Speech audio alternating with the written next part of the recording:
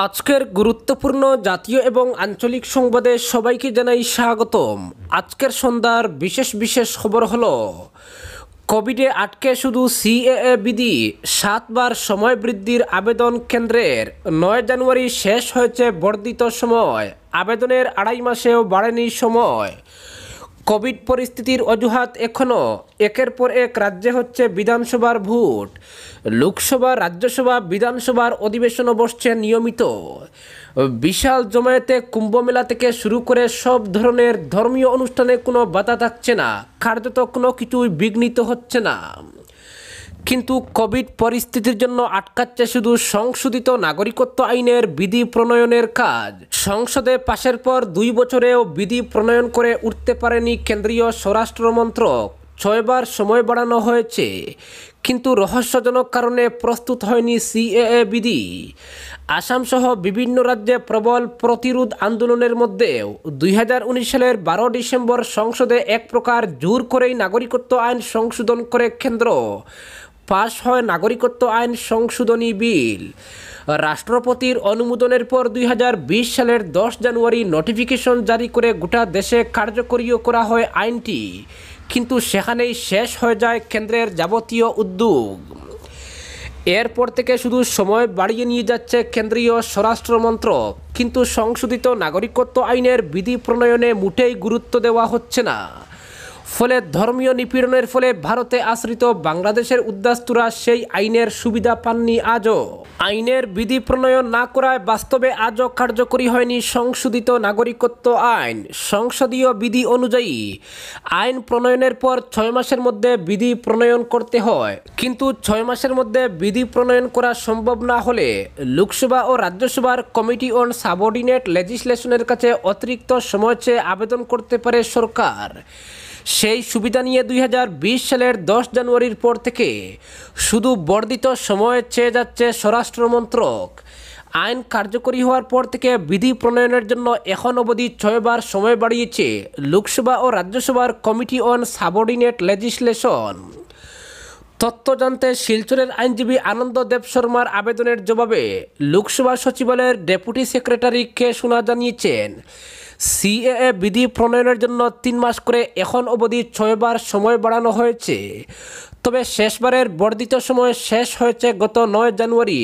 এরপর ফের সময় বাড়ানোর জন্য আবেদন করেছে কেন্দ্রীয় স্বরাষ্ট্র মন্ত্রক, কিন্তু বিষয়টি এখনও বিবেচনায় রয়েছে। তাৎপর্যের বিষয় হচ্ছে, 9 জানুয়ারি বিধি প্রণয়নের সময় শেষ হয়ে যাচ্ছে দেখে অতিরিক্ত সময় চেয়ে গত 29 ডিসেম্বর লোকসভার কমিটি অন সাবঅর্ডিনেট লেজিসলেশনের কাছে আবেদন করেছে কেন্দ্রীয় স্বরাষ্ট্র মন্ত্রকের বিদেশি শাখা। কিন্তু 2.5 মাস সময় পেরিয়ে গেলেও সিএএ বিধি প্রণয়নের সময় এখনও বাড়ানো হয়নি। তাহলে কি আর সময় বাড়বে না, সেটাই প্রশ্ন। আইন প্রণয়নের 6 মাসের মধ্যে সরকারের পক্ষে বিধি প্রস্তুত করা সম্ভব না হলে অতিরিক্ত সময় দেওয়ার ক্ষমতা রয়েছে লোকসভা ও রাজ্যসভার কমিটি অন সাবঅর্ডিনেট লেজিসলেশনের, কিন্তু নিয়ম অনুযায়ী একসঙ্গে 6 মাসের বেশি সময় দেওয়া যাবে না। তবে সিএএ বিধি প্রণয়নের জন্য দফায় দফায় 3 মাস করে সময় বাড়িয়ে যাচ্ছে কমিটি অন সাবঅর্ডিনেট লেজিসলেশন। আর বিধি প্রণয়নে দেরির কারণ হিসেবে স্বরাষ্ট্রমন্ত্রক এখনও কোভিড পরিস্থিতির অজুহাত দেখিয়ে যাচ্ছে। কেন্দ্রীয় স্বরাষ্ট্র মন্ত্রক সিএএ বিধি প্রণয়নের জন্য প্রথমবার অতিরিক্ত সময় চেয়ে আবেদন করে 2020 সালের 6 জুলাই। তাতে দেরির কারণ দেখানো হয়েছিল কোভিড পরিস্থিতি। এরপর আরও 6 বার আবেদন করা হয়েছে অতিরিক্ত সময় চেয়ে। প্রত্যেকবার অজুহাত দেওয়া হয়েছে কোভিডের। শেষবার আবেদন করা হয়েছে গত 29 ডিসেম্বর, সেখানেও কোভিড অতিমারীকে কারণ দেখানো হয়েছে। কিন্তু একমাত্র সিএএ বিধি প্রণয়ন ছাড়া আর কিছুই আটকায়নি কোভিডের জন্য। বিধানসভা ভোটের মতো রাজ্য দখলের যোগ্য হচ্ছে অনায়াসে, কিন্তু কোভিড বাধা হচ্ছে শুধু সিএএ বিধি প্রণয়নে। কিন্তু সংশোধিত নাগরিকত্ব আইন বা সিএএর বিধি প্রণয়ন না হওয়ায় আজ অবধি এর সুবিধা পাননি বাংলাদেশ থেকে আশ্রিত ভুক্তভোগী হিন্দু বাঙালিরা। ধর্মীয় নিপীড়নের ফলে বাংলাদেশ থেকে আশ্রিত হিন্দু বাঙালিদের আজও আসামে বিদেশি বলে গণ্য করা হচ্ছে। বিদেশির মামলা চলছে তাদের উপর। ডিটেনশন ক্যাম্পের অন্ধকার কুঠুরিতে দিন কাটাতে হচ্ছে। কিন্তু যাদের জন্য নাগরিকত্ব আইন সংশোধন করা হয়েছে তারাই যদি সুবিধা না পান, তাহলে আইন প্রণয়নের কি অর্থ থাকে? অপরদিকে বৈধ পাসপোর্ট থাকলেই বিদেশিরা থাকতে পারবেন ভারতে, সংশোধন হলো ফরেনার্স অর্ডার। এখন থেকে বৈধ পাসপোর্ট এবং অন্যান্য বৈধ ভ্রমণ নথি থাকলে বিদেশিরা ভারতে বাস করতে পারবেন, এ নিয়ে নতুন নিয়ম চালু করা হয়েছে। কেন্দ্রীয় স্বরাষ্ট্র মন্ত্রকের এক বিজ্ঞপ্তিতে জানানো হয়েছে, একজন বিদেশিকে ভারতে থাকতে হলে তার সঙ্গে বৈধ পাসপোর্ট বা অন্য যে কোনো বৈধ ভ্রমণ নথি থাকতে হবে। এর মধ্যে রয়েছে জরুরি সার্টিফিকেট, পরিচয়পত্র বা সংশ্লিষ্ট দেশের সরকারের ইস্যু করা নথি।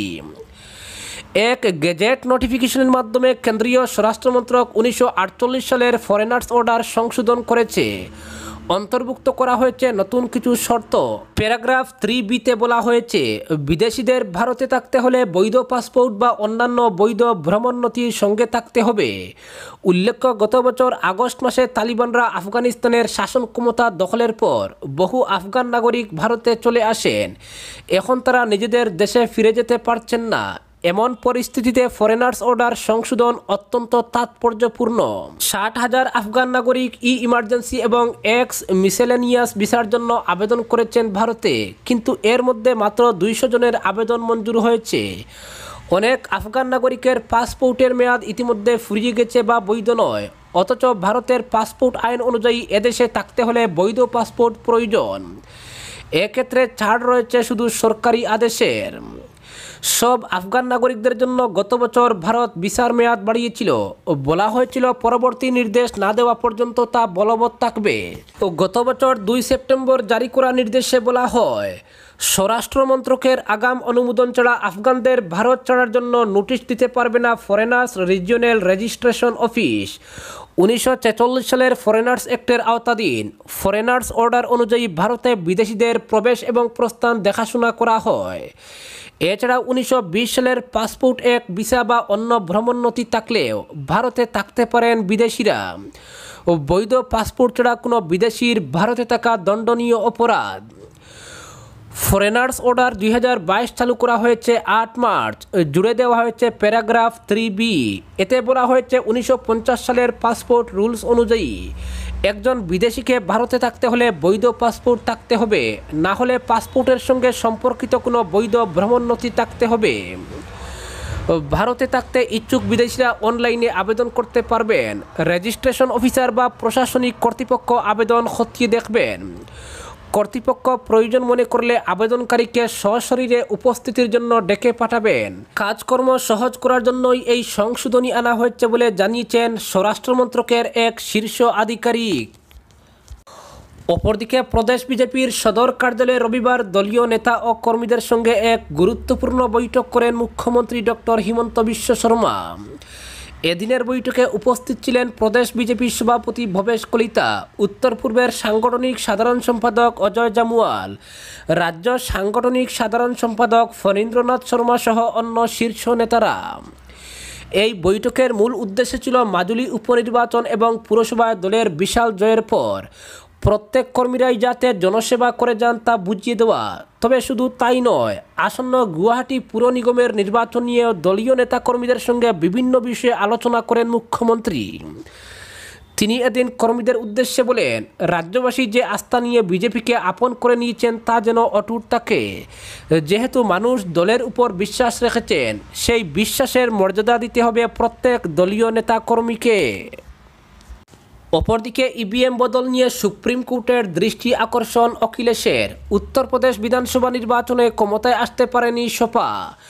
নির্বাচনের ফলাফল ঘোষণার আগে ইভিএম কারচুপি নিয়ে অভিযোগ জানিয়েছিলেন সপা নেতা অখিলেশ যাদব। এবার এই ইস্যুতে সুপ্রিম কোর্টের দৃষ্টি আকর্ষণ করলেন তিনি। একটি ভয়েস রেকর্ডিং সামনে এনে শাসক দলের বিরুদ্ধে ইভিএম বদলে দেওয়ার গুরুতর অভিযোগ আনলেন অখিলেশ। এমনকি বিষয়টি নিয়ে তিনি সুপ্রিম কোর্টের পাশাপাশি রাষ্ট্রপতি রামনাথ কোবিন্দের দৃষ্টিও আকর্ষণ করতে চেয়েছেন। সমাজবাদী পার্টির সভাপতি অখিলেশ যাদব সুপ্রিম কোর্ট এবং রাষ্ট্রপতির বিবেচনার জন্য একটি ফাঁস হওয়া অডিওটি সর্বসমক্ষে এনেছেন।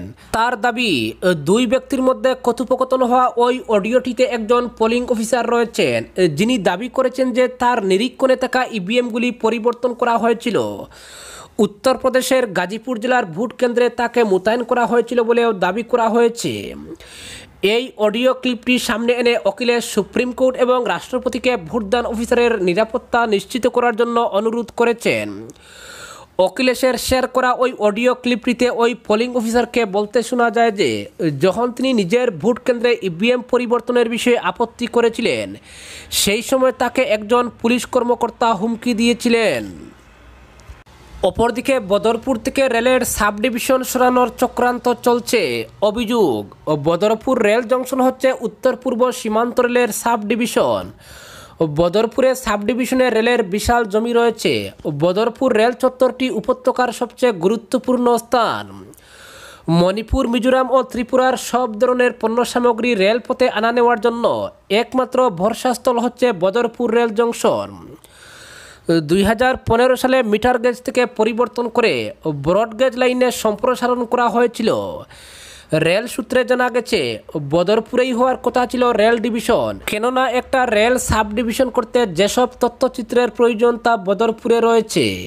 কিন্তু বর্তমানে রেলকে সম্প্রসারণ করতে বোর্ড যখন নানা ধরনের চিন্তা ভাবনা শুরু করেছে তখন কিছু স্বার্থান্বেষী আমলা এবং রাজনৈতিক নেতা বদরপুর সাব ডিভিশন থেকে একের পর এক গুরুত্বপূর্ণ দফতরগুলোকে ধীরে ধীরে সরিয়ে নেওয়ার গভীর চক্রান্তে লিপ্ত হয়েছেন বলে অভিযোগ উঠেছে। উল্লেখ্য, 1980 সাল থেকে বদরপুরে একটি রেল সাব ডিভিশন ঘোষণা করার জন্য দীর্ঘ বছর ধরে বদরপুর রেল ডিমান্ড কমিটি লাগাতার আন্দোলন করে আসছে। প্রতিবারই রেলের জেনারেল ম্যানেজার একটাই আশ্বাস দিয়ে আসছেন, বদরপুরে রেল ডিভিশন হবে, এর জন্য সময়ের প্রয়োজন। তবে রেল ডিভিশন করতে গেলে যে সমস্ত পরিকাঠামোর প্রয়োজন বদরপুরে সব আছে, কিন্তু সম্প্রতি রেল মন্ত্রণালয় থেকে ঘোষণা করা হয়েছে আর কোথাও রেল ডিভিশন দেওয়া হবে না। প্রয়োজনে রেল সাব ডিভিশনগুলোকে চাঙ্গা করতে রেলের জমিতে বহুমুখী কর্মযজ্ঞ শুরু করা হবে। আজকের বিশেষ সংবাদ এখানেই সমাপ্ত।